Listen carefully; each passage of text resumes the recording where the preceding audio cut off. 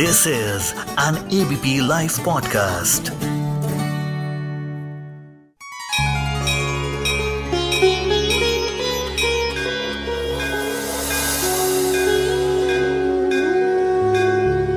आप सुन रहे हैं रामायणा डायरीज।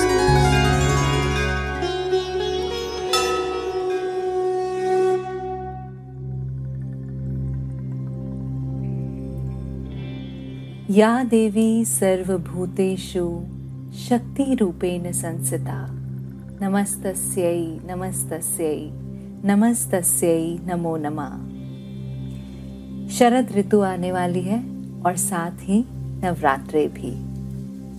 और शरद ऋतु में दुर्गा पूजा मनाने की प्रथा भगवान राम ने रामायण में शुरू की थी।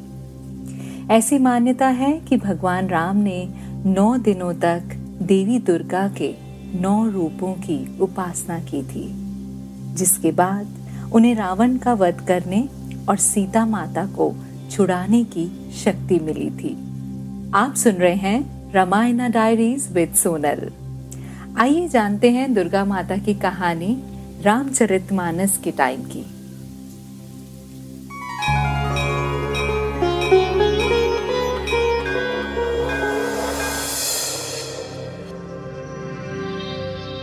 लंका के राजा रावण को देवी पार्वती यानी जो दुर्गा का ही अवतार थी, तो उनका विशेष आशीर्वाद प्राप्त था कि देवी की अनुमति से कोई भी शत्रु उसे युद्ध में हरा नहीं सकता था। और इसी वरदान के कारण भगवान राम अपनी पत्नी सीता को बचाने के लिए युद्ध में रावण का वध नहीं कर पा रहे थे।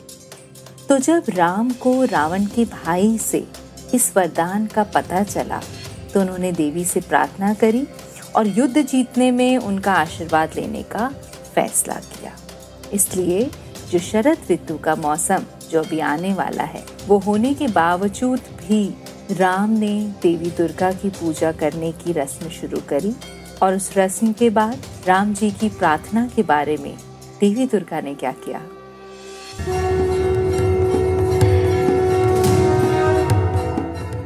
दुर्गा पूजा में प्रमुख आवश्यकताओं में से एक 108 नीले कमल या नील कमल का उपयोग होता है। और चूंकि नीले कमल बहुत ही मुश्किल से मिलते हैं, लेकिन उस वक्त रामचरितमानस में लिखा है कि वहां पर एक देवदेहा झील में वो उपलब्ध थे। तो भगवान राम ने हनुमान जी को वो कमल नील कमल लाने के लिए भेजा और हनुमान जी उनमें से 10 नीले कमल, जो कि बहुत ही मुश्किल से मिलते थे, लेकिन वो फिर भी 10 लेने में समर्थ रहे और वो लेकर लौटे। और तभी दुर्गा पूजा की रस्म शुरू हुई। अब हुआ ये कि जैसे ही राम जी अनुष्ठान कर रहे थे, उन्होंने महसूस किया कि केवल 107 कमल टोटल में हैं और उन्हें चाहिए थे 108। और क्योंकि उस पूजा के डर से कि वो एक आखिरी कमल के बिना वो पूजा व्यर्थ हो जाएगी, राम जी ने इसके बजाय एक बलिदान करने का फैसला किया। राम जी ने कमल के आकार की अपनी आंखें, और इसीलिए उन्हें कमल नैना भी कहा जाता है, वो रखने का उन्होंने वहां पे प्रस्ताव रखा।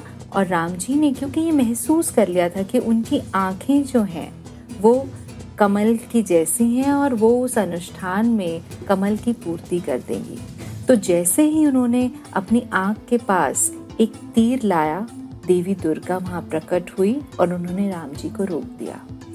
राम जी की वो भक्ति और वो विनम्रता से वो प्रसन्न होकर देवी ने उन्हें आशीर्वाद दिया और रावण से अपनी रक्षा करने का वादा किया ताकि वह उसे हरा सके।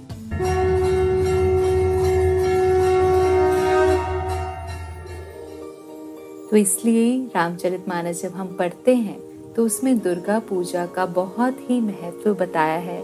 माता की पूजा से उन्हें ये सबसे बड़ा, जो उनको सबसे बड़ी अड़चन आ रही थी कि वो रावण को मार नहीं सकते थे, और वो अड़चन उनकी माता के आशीर्वाद से दूर हुई।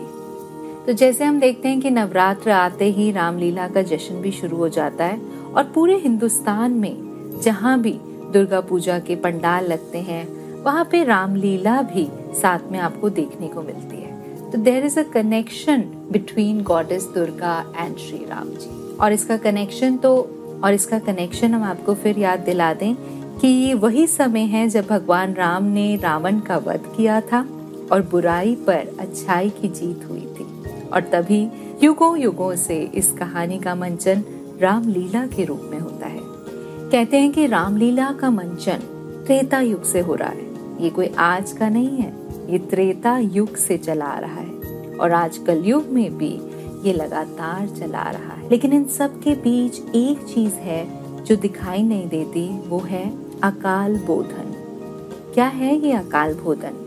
माना जाता है कि अश्विन महीने में माँ दुर्गा के आह्वान को ही काल बोधन कहते हैं। ये एक्चुअली 2 संस्कृत शब्दों से बना है, अकाल यानी असमय और बोधन या आह्वान या पूजन। असल में नवरात्र साल में 2 बार आते हैं, एक चैत्र नवरात्र और या बसंती पूजा भी उसे कहते हैं, और एक शरद काल में होने वाली नवरात्र यानी दुर्गा पूजा जो अभी है। भगवान राम की निष्ठा, भक्ति और सत्यता को देखकर जब माँ दुर्गा इतनी प्रसन्न हुई थी और उन्हें विजयी होने का वर दिया था, तब से लेकर आज तक भगवान राम की शुरू की गई इस प्रथा को आज भी सब भक्तजन इतने हर्षोल्लास से मनाते हैं और मनाते रहेंगे। इसी के साथ इस कथा को देते हैं यहाँ विराम। आप सुन रहे थे रामायण डायरीज विद सोनल।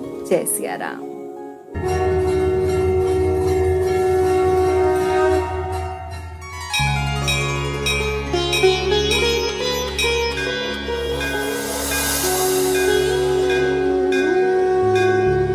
आप सुन रहे हैं रामायण डायरीज।